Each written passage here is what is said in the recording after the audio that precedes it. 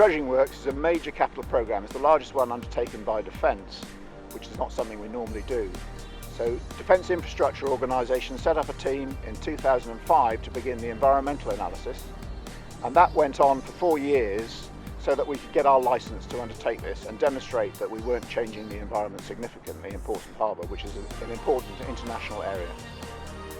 The contract itself was placed in 2015 and ran through until May this year, by which time we'd removed over 3 million cubic metres of the seabed and 20,000 obstacles from that seabed.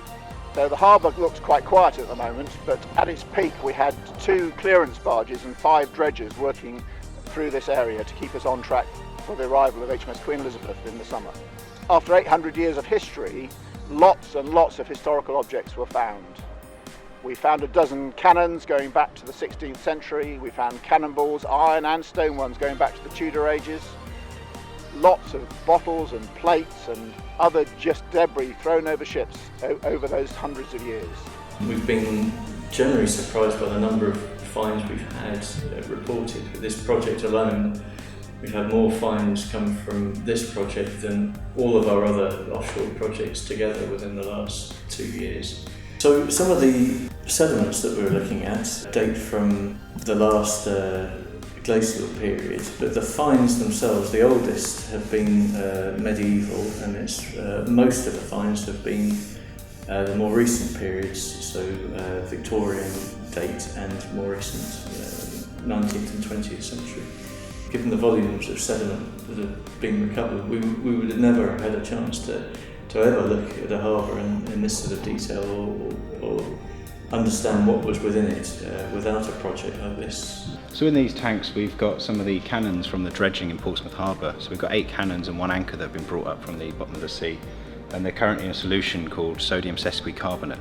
So this solution is an alkaline solution, it's a pH 10, and at this level the iron shouldn't corrode, so it should hold them in sort of a state of preservation until decisions have been made about their future and what we're going to do to them. So this build-up around the cannons and the anchor is called concretion.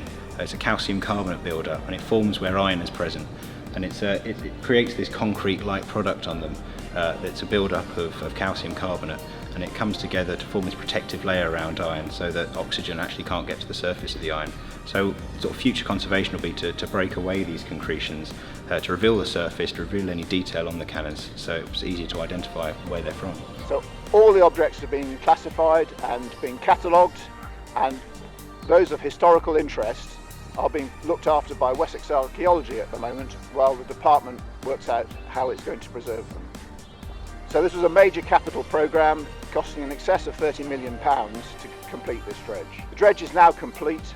The channel and both jetties have been dredged for the Queen Elizabeth class, and we're now ready to receive Queen Elizabeth in the summer.